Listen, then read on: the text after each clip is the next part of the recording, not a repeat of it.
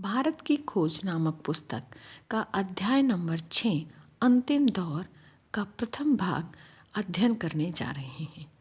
जैसा कि आपको विदित है कि माननीय पंडित जवाहरलाल नेहरू जी ने इस भारत की एक खोज नामक महान ग्रंथ की रचना की है, जिसमें उन्होंने भारतीय प्राचीन सभ्यताओं और परंपराओं से लेकर औपनिवेशिक काल और उसके बाद स्वतंत्रता स्वाधीनता संग्राम से लेकर भारत की आज़ादी तक का सफ़र इसमें तय किया है और भारत की प्राचीन परंपराओं जो कि अपनी प्राचीनतम जड़ों से जुड़ी हुई हैं उनका बहुभांति विख्यान आख्यान किया है।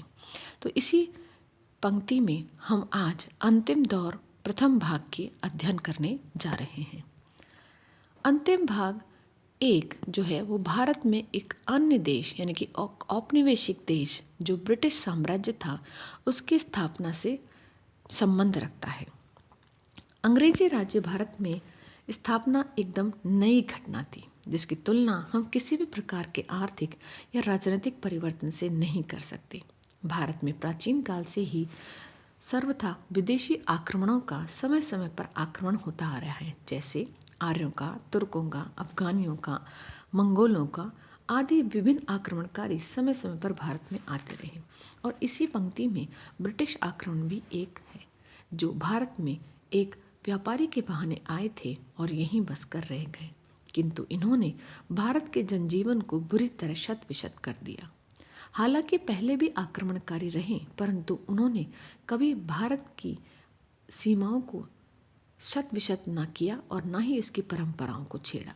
भारत अपनी आज़ादी कभी भी नहीं होने पाया और न ही कभी वह गुलाम बना, परंतु यह विदेशी शासन जो एक औपनिवेशिक शासन था ब्रिटिश साम्राज्य का, इसने भारत की धरती से न केवल बाहर से ही संचालन किया वरन इसकी भीतरी परंपराओं का, हमारे प्राचीन परंपराओं का, यहाँ की आर्थिक, सामाजिक, सांस्कृतिक सभी चीज़ों को शतविशत कर दिया। सारे विश्व में एक नए पूंजीवाद का जो बाजार तैयार हो रहा था वह भारत में ब्रिटिश साम्राज्य की ही देन था। भारत में एक ऐसी व्यवस्था स्थापित हो चुकी थी जिसका संचालन बाहर से हो रहा था, इवन वह उस पर थोप दी गई थी। भारत ने अपनी नीति का अनुसरण करते हुए कई बड़े बड़े जमींदार पैदा किए जो अंग्रेजों की सहायता कर रहे थे। इस तरह हम कह सकते हैं कि ब्रिटिश भारत में अंग्रेजों ने अपनी नीति का अनुसरण करते हुए बड़े जमींदार पैदा किए जो उनके लिए धन एकत्रित करने का कार्य कर रहे थे। और इसी वर्ग में जमींदार, राजा, सरकारी महकमों के पटवारी, गांव के मुखियाओं से लेकर सभी ऊपर वर्ग तक के कर्मचारी सम्मिलित थे। इसी प्रकार सरकार के दो मुख्य महकमे थे जिनका नाम था मालगुजारी और पुलिस। इसी तरह भारत को साम्राज्यवादी उद्देश्यों के लिए बिना कुछ भुगतान किए ही एक अड्डे की तरह इस्तेमाल किया गया। साथ ही साथ भारत को ब्रिटिश सेना के प्रशिक्षण का कर भी देना पड़ता था। इस कर को कैपिटेशन चार्ज कहा जाता था, अर्थात भारत की जो सेना ही नहीं है वरन ब्रिटिश सेना है उसका भुगतान भी भारत की जनता से ही कर के रूप में लिया जाता था। भारत में ब्रिटिश शासन के अंतर्विरोध समय समय पर देखने को मिले हैं, अर्थात एक ओर तो विभिन्न ब्रिटिश भारतीय परंपराओं को शत विशत कर रहे थे, यहाँ के सामान को लूट रहे थे, वहीं दूसरी ओर कुछ मिशनरी, पत्रकार तथा अनेक अंग्रेजी शिक्षाविद भारत की अनेक नई प्राचीन परंपराओं को तोड़कर नई परंपराओं का प्रतिस्थापन कर रहे थे। और उनमें अनेक अंग्रेजी उत्साही तो ऐसे भी थे जिन्होंने भारतीय रूढ़िवादी परंपराओं को तोड़कर नई परंपराओं का उद्घाटन किया। इसी प्रकार उन्होंने भारतीय विद्यार्थियों को भी एकत्र किया और उनकी शिक्षा के प्रसार के लिए बड़े स्तर पर कार्य किए। यूरोप की विचारधारा से बहुत कम लोग प्रभावित हुए क्योंकि भारत अपनी दार्शनिक पृष्ठभूमि को पश्चिम से बेहतर मानते हुए उनसे चिपका रहा। हालांकि अनेक प्राचीन अंग्रेजी विद्वानों ने अनेक यहाँ पर कार्य किए, किंतु भारत अपनी दार्शनिक परंपराओं को, अपनी जड़ों को कभी भी नहीं छोड़ पाया। लेकिन साथ ही साथ नई तकनीक, छापाखाना, मशीनें, इनके प्रभाव को, इनके कारगर कार्य को हम भुला नहीं सकते। भारत की खेतीहर व्यवस्था इस प्रकार से बुरी तरह चरमरा गई और भारत के अन्य राज्यों की अपेक्षा सबसे पहले बंगाल में इन परिवर्तनों को देखा गया। इसी क्रम में बंगाल में जो सबसे पहले उदय हुआ वो था राजा राम मोहन राय, जो एक बहुत ही प्रभावशाली व्यक्तित्व था, जिन्होंने भारतीय विचारधारा और दर्शन की काफ़ी जानकारी रखी। साथ ही साथ उन्हें संस्कृत, फारसी और अरबी भाषाओं का भी बहुत ज्ञान था। ये हिंदू मुस्लिम संस्कृति के उपज थे और उनकी एकता के लिए कार्य कर रहे थे। अपने दार्शनिक और विद्वतापूर्ण झुकाव के कारण ही राजा राममोहन राय अनिवार्य रूप से प्राचीन साहित्य की ओर झुके और धर्म के तुलनात्मक अध्ययन से उन्होंने एक पद्धति को खोजा जिससे वे दुनिया के एक पहले उत्साही व्यक्ति बने और शिक्षा को आधुनिकता के रंग में ढालकर पुरानी प्रणाली से हाथों से निकालकर उसको नए तरीके से उन्होंने प्रतिस्थापित किया। इस प्रकार वो एक महान समाज सुधारक भी बने। राजा राममोहन राय भारतीय पत्रकारिता के प्रवर्तकों में से एक माने जाते हैं और इसके आगंतुक भी माने जाते हैं। उन्होंने पहला अखबार सन 1818 में अंग्रेजी में प्रकाशित किया। इसी क्रम में आगे अनेक छापाखानों का प्रसार हुआ और अनेक पत्र पत्रिकाएं भी भारत में प्रसारित होने लगी। इसी समय एक महान क्रांति का उद्भव हुआ जिसे 1857 की क्रांति के नाम से जाना जाता है। हालांकि बंगाल ने ब्रिटिश शासन से समझौता कर लिया था और नए नए तरीके के आर्थिक बोझ से यहाँ के भारतीय त्रस्त होते जा रहे थे। इसी भावना से मई सन 1857 में मेरठ की भारतीय सेना ने अंग्रेजी शासन के खिलाफ बगावत कर दी और इसी विद्रोह की योजना गुप्त ढंग से बनाई गई थी, किंतु क्रांति प्रस्तावित समय से पहले ही फूट पड़ी और उसका विस्फोट हो गया और यही इसकी विफलता का सबसे प्रमुख कारण रहा। और साथ ही यह एक स्वाधीनता संग्राम के रूप में धीरे धीरे आगे अग्रसर भी होती गई। सबसे प्रमुख बात जो इस क्रांति में देखी गई वह थी हिंदू और मुसलमानों की एकता। इसमें प्रमुख अनेक तेजस्वी छापाखाना के जो प्रमुख रहे तात्या टोपे और बहादुर शाह जफर, अनेक भारतीय सेनानियों ने इसमें पार्टिसिपेट किया। उसी फॉर्म में लक्ष्मीबाई, जिन्हें सर्वोत्तम और सबसे बहादुर माना जाता रहा, उनका भी योगदान देखने की ही बनता है। यही एक अद्भुत वीरांगना झांसी की रानी, जो मात्र 20 वर्ष की आयु में ही वीर गति को प्राप्त हो गई और स्वयं अंग्रेजी जनरल भी उनके कार्यों की प्रशंसा किए बिना, उनके कार्यों की भूरी भूरी प्रशंसा किए बिना अपने आप को नहीं रोक पाए। इसी क्रम में आगे अनेक समाज सुधारक समाज में उत्थापित हुए और हिंदू और मुसलमानों में समाज सुधार और दूसरे आंदोलन का प्रतिस्थापन हुआ। इसी क्रम में राजा राममोहन राय ने हिंदू ब्रह्म समाज की स्थापना कर एक सुधारवादी दृष्टिकोण पैदा किया। स्वामी दयानंद सरस्वती ने 19वीं शताब्दी के उत्तरार्ध में एक अत्यंत महत्वपूर्ण सुधार आंदोलन की शुरुआत की, जिसकी जड़ पंजाब में के हिंदुओं में भी जमी रही और उन्होंने आर्य समाज की स्थापना की और वेदों की ओर जो है नारा दिया।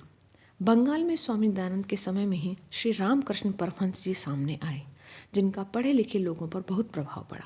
वे सीधे साधे विद्वान ही नहीं बल्कि धर्मपरायण व्यक्ति भी थे। हालांकि इनका समाज सुधार में कोई विशेष रुचि नहीं रही, किंतु संतों की परंपरा प्रस्तावित करने में वे बहुत ही उदार थे। आत्म साक्षात्कार की खोज में वे मुसलमानों और इवन ईसाई तत्व के ज्ञानियों तक से मिले और उनका सबसे बड़ा योगदान जो समाज को जाता है वह है सर्वधर्म समभाव।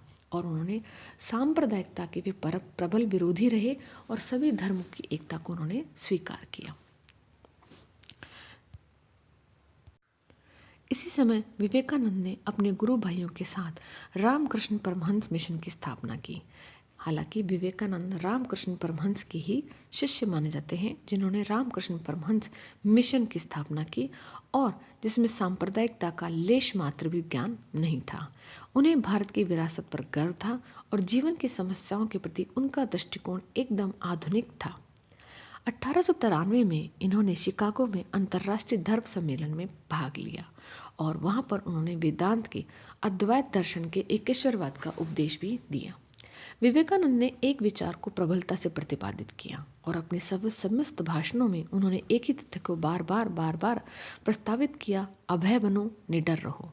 उनके अनुसार अगर दुनिया में कोई पाप है, कोई दुर्बलता है, तो वह दुर्बलता है सिर्फ पाप और दुर्बलता, अर्थात दुर्बलता किसी भी प्रकार से मनुष्य की मृत्यु का कारण है।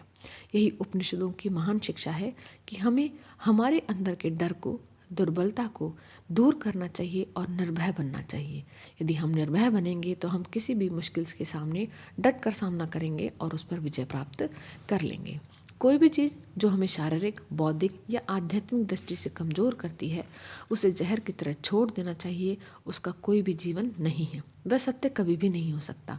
सत्य हमेशा मजबूत बनाता है। सत्य पवित्रता को देता है, सर्वज्ञान को प्रदान करता है। अंधविश्वासों से दूर रहना चाहिए। और अंधविश्वासी जो होते हैं वो एक मूर्ख के समान होते हैं। जो एक नास्तिक व्यक्ति होना ज़्यादा अच्छा होता है बजाय एक अंधविश्वासी के। इसी क्रम में विवेकानंद के समकालीन ही रहे रविंद्रनाथ टैगोर। रविंद्रनाथ टैगोर ने 19वीं शताब्दी में बंगाल के विभिन्न सुधारवादी आंदोलनों में भी बढ़ चढ़कर हिस्सा लिया। रविंद्रनाथ का स्थान सबसे ऊंचा था। पूरे भारत में उनकी बराबरी का कोई भी नहीं था। रविंद्रनाथ एक राजनीतिज्ञ थे, किंतु वे इतने संवेदनशील और भारतीय जनता की स्वतंत्रता के प्रति इतने समर्पित थे कि कोई भी बुराई वे बर्दाश्त ही नहीं कर सकते। वे भारत के सर्वोत्तम अंतर्राष्ट्रीयवादी कहे जाते थे। फिर भी भारत की भूमि पर उनके पांव मजबूती से जमे हुए थे और धार्मिक ग्रंथों के वो बहुत अधिक ज्ञानी थे। टैगोर ने भारत की सेवा गांधी के समान ही की है।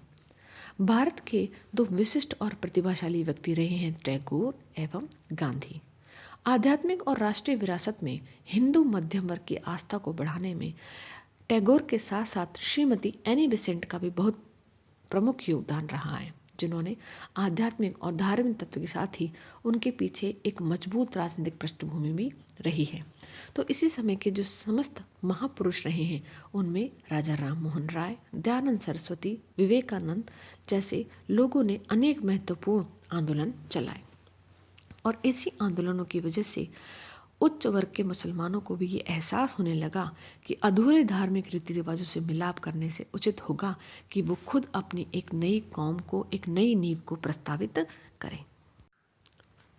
इसी समय सैयद अहमद खां का उदय होता है। सैयद अहमद खां एक उत्साही और बहुत ही सुधारवादी थे। उन पर यूरोपीय सभ्यता का गहरा प्रभाव था। हालांकि वे आधुनिक वैज्ञानिक विचारों के साथ इस्लाम का तालमेल बैठाना ही चाहते थे, साथ ही नए ढंग की शिक्षा को बढ़ावा भी देना चाहते थे। वे राष्ट्रीय आंदोलन की शुरुआत से डरे हुए थे। उन्हें लगता था कि ब्रिटिश अधिकारियों का विरोध किया तो वे उन्हें शैक्षिक कार्यक्रमों में मदद नहीं करेंगे। उन्होंने मुसलमानों में ब्रिटिश विरोधी भावनाओं को कम करने की भरसक कोशिश की और इसी क्रम में उन्होंने अलीगढ़ कॉलेज की स्थापना की।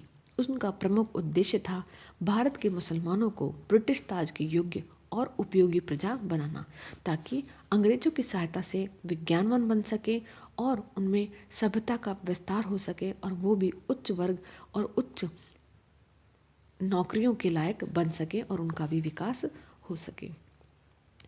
इसी प्रकार 1912 में मुस्लिम दिमाग की और उन्नति उल्लेखनीय है। उस साल 2 नए साप्ताहिक निकले जो उर्दू में थे, अल हिलाल, और अंग्रेजी में थे दी काम रेड। इसी क्रम में सन 1885 में नेशनल कांग्रेस की स्थापना होती है, जिसमें आगे चलकर कई योग्य और ओजस्वी नेता उभरकर सामने आए, जिनमें प्रमुख हैं बाल गंगाधर तिलक। वही पुराने नेतृत्व के प्रतिनिधि मराठा सज्जन गोपाल कृष्ण गोखले का नाम भी इसी क्रम में आता है। क्रांतिकारी नारे हवा में गूंज रहे थे और संघर्ष अनिवार्य रूप हो चला था। इसी संघर्ष को बचाने के लिए अवकाश प्राप्त अंग्रेजों के बुजुर्ग नेता दादा भाई नारोजी, जिन्हें राष्ट्रपिता समझा जाता था, उन्हें वापस आना पड़ा। चारों तरफ हिंसा ही हिंसा थी और बंगाल में हिंसक गतिविधियां पुरजोर सामने आ रही थी। और धीरे धीरे इसी क्रम में कांग्रेस का महत्व जो 1885 में बनी थी, उसका महत्व कम होता जा रहा था, क्योंकि नए उग्रवादी प्रकार के, नए खून, नए जोश के नेता सामने आ रहे थे। धन्यवाद।